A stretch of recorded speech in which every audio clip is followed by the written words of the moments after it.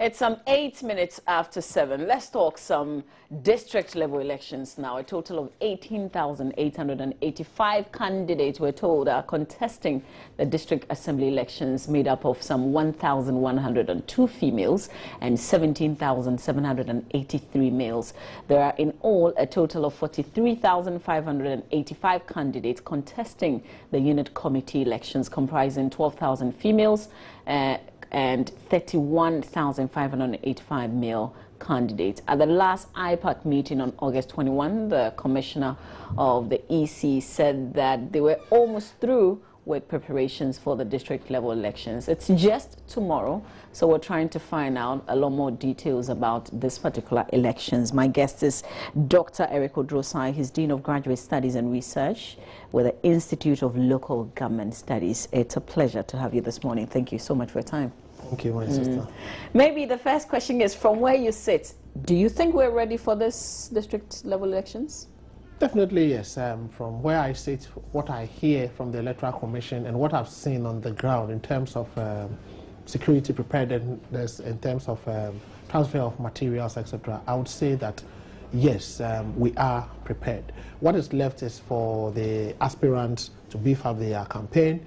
The voters also come out in their numbers to vote, and then security officers maintain peace and security, so that come tomorrow, we'll see the election becoming very successful. Are you disappointed, though, that tomorrow isn't a holiday?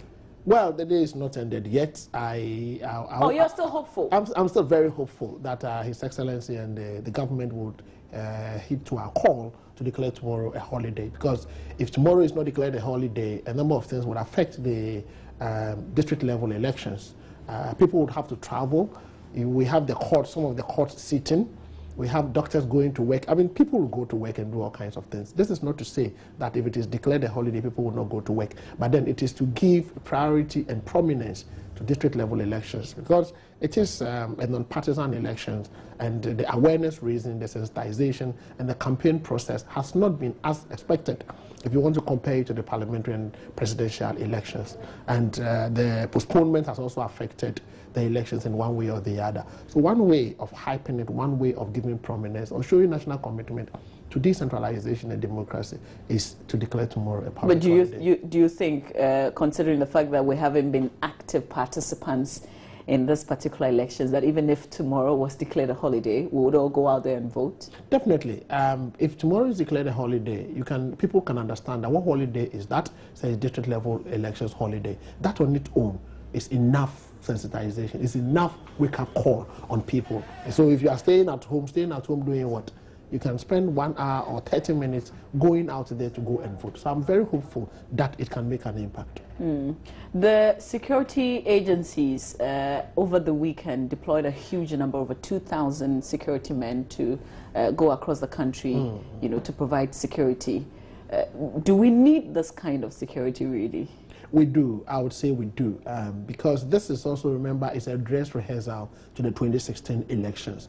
So the security may have a lot of strategies that they want to implement or they want to roll out come 2016. So they can use this period to test run some of their strategies. One thing that I'm not sure of is whether or not they are going to allow special voting or voting by proxy.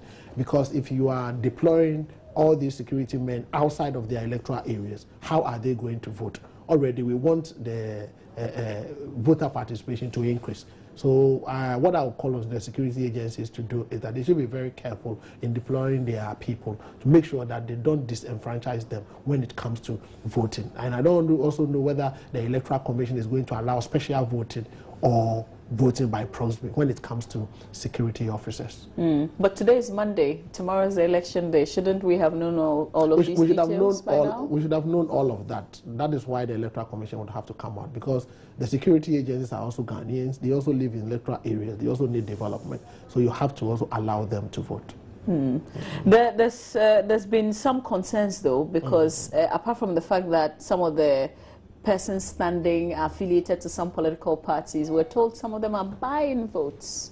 That is rather unfortunate. People are not supposed to buy votes. When you look at the rationale behind the district level elections, you have to stand on your own integrity. This is a way of promoting nationalism and commitment to nation and issues of integrity. So if you have to go all out and then buy vote, then it means you are not worth voting for. Aside of that, people who accept monies to pay to vote for people are not people we should trust in society. So I think these things would have to be discouraged. The various political parties who are found to be culpable in supporting or allowing candidates to use their emblems would also have to be cautioned because it is against the law. And I'm happy to hear that the Electoral Commission has disqualified a number of candidates on that score. They should not only disqualify the candidates, the law is very clear that if the parties are found culpable, the parties would also have to be sanctioned. And the clear signal must be sent that we are not going to tolerate that insofar as the law on the district level elections requires it to be non-partisan. If in future we are able to amend the law to make it partisan, so be it. But for now, payment of money or dishing out of cash for people to vote for you is something that is alien, and we shouldn't tolerate it in our district level elections. Isn't it rather interesting that these are positions that we don't actually even pay them? They just get a few allowances. So why would somebody want to get the position so bad that they would want to even start bribing people, if you like? That is the bit I don't understand.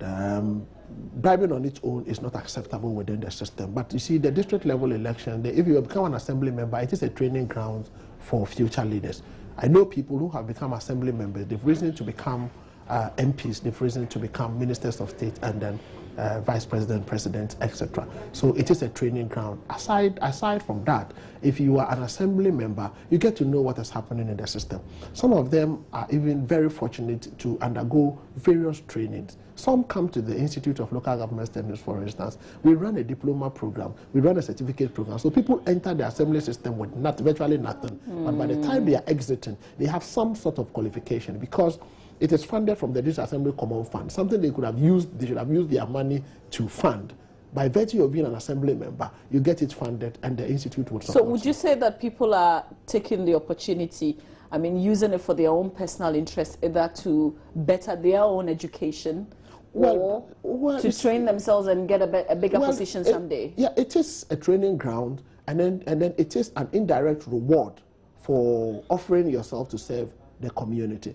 You remember that being an assembly member is voluntary. We don't pay the assembly members at the moment. We only pay them certain allowances, which is very meager when they attend the assembly meetings. And their capacities will have to be built to be able to interpret financial statements, interpret budget, and do meaningful contributions on the floor. So the Institute of Local Government is normally giving money from the District Assembly Common Fund to support this particular capacity building. I would not interpret it to mean they're using the situation or the system for their personal advantage. No. But if you look at it in another way, we're not paying them, but they are so eager to. So maybe the other enticing things on the side, the intangibles. Sponsoring somebody for education alone, that's a big deal. It is. But those are some of the small things we can do to entice people to serve in the public office that is virtually free. You are offering your time for free. And in recent time, we've attracted some good professionals coming into the system to offer themselves, and then even retirees and educationists. So it's good. It's good they offer themselves, but not to go and pay your way out. That is not acceptable. People have said that just like now we're looking forward to possibly tomorrow being declared as a holiday, just so a lot more people can go out and vote. Why don't you let the political parties take over then? They will make a lot of noise about it.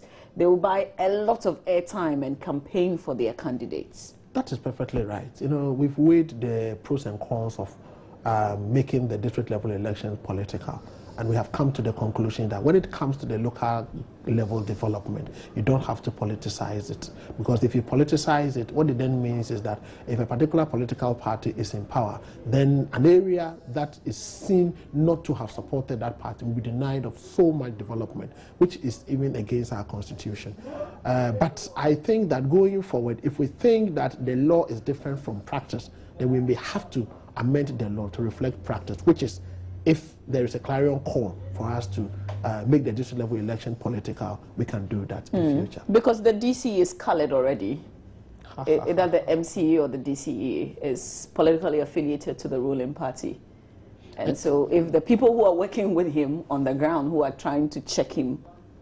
But I'm sure you've also heard calls that the position of chief executive should be elected on non-political basis. Yes, recently the NCC did that. So that we can have the MCE being non-political, assembly members non-political, and all of that. Because as it stands now, we have a politician imposed on a non-political institution, which makes administration a little bit difficult. So we have to weigh the options and look at what is best for Ghana and implement that. But how relevant is this whole district assembly?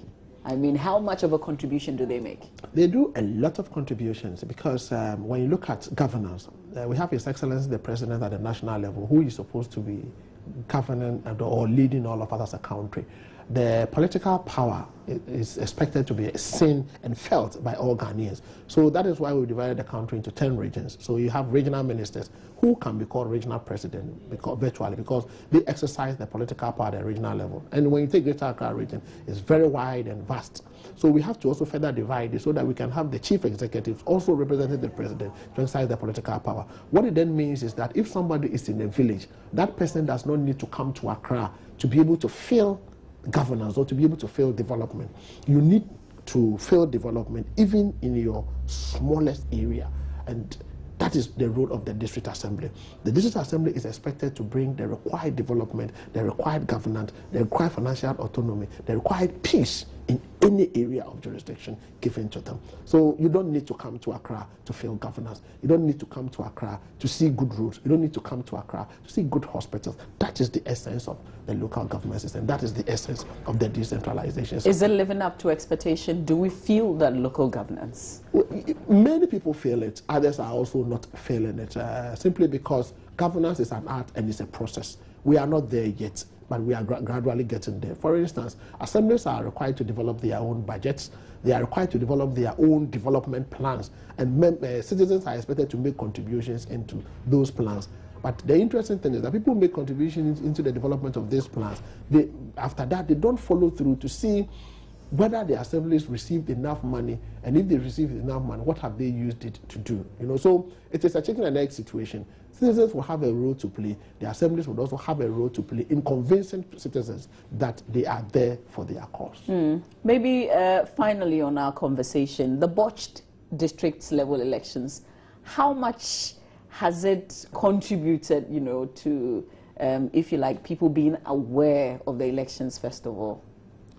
Well, the botched district level elections, raised awareness because people became curious that what is it that has been postponed.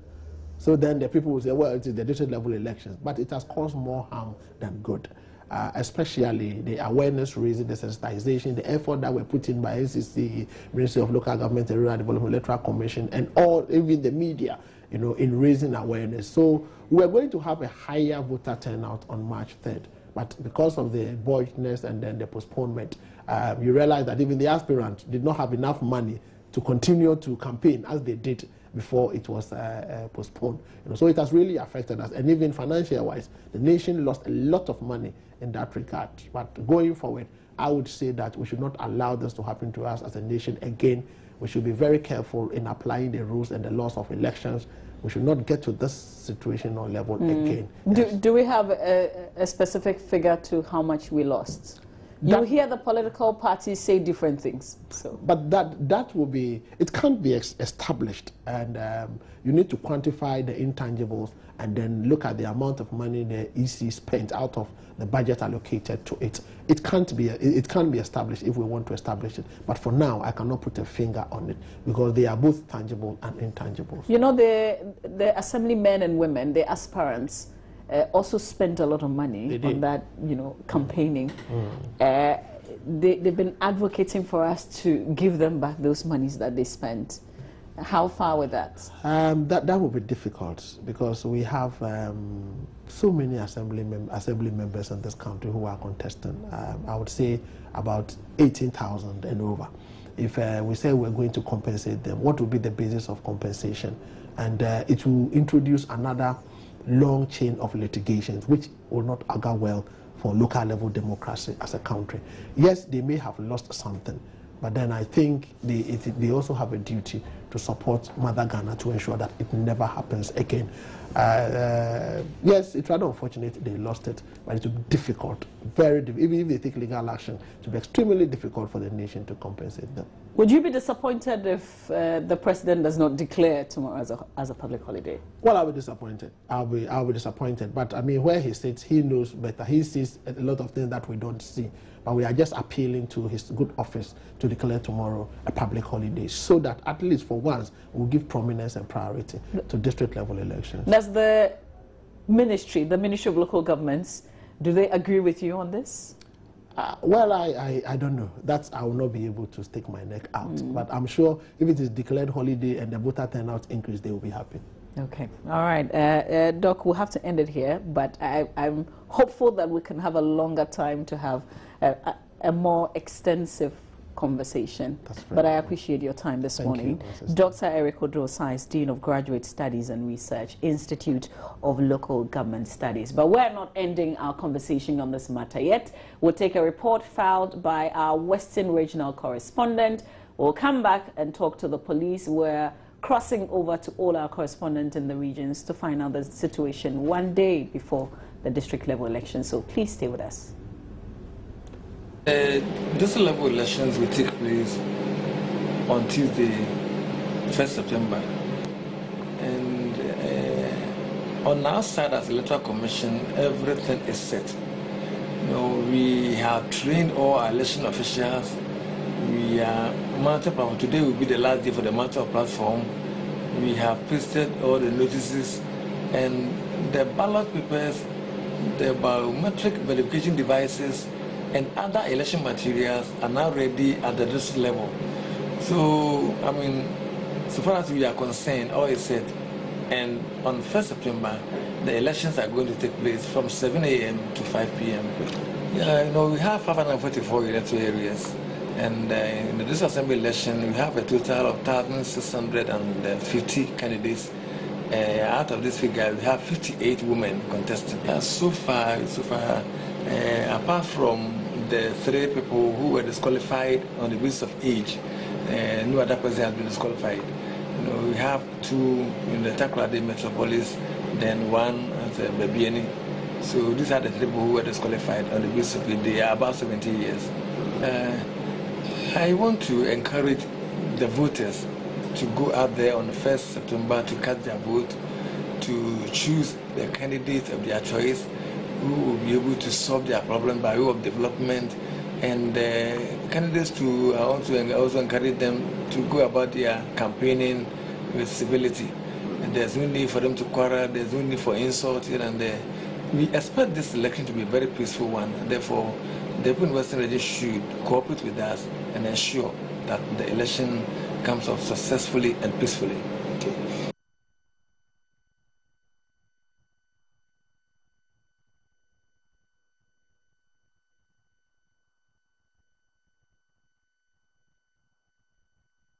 All right, so we're going to go around. We'll probably start with the Volta region and touch down with Ivy Setogene a little bit.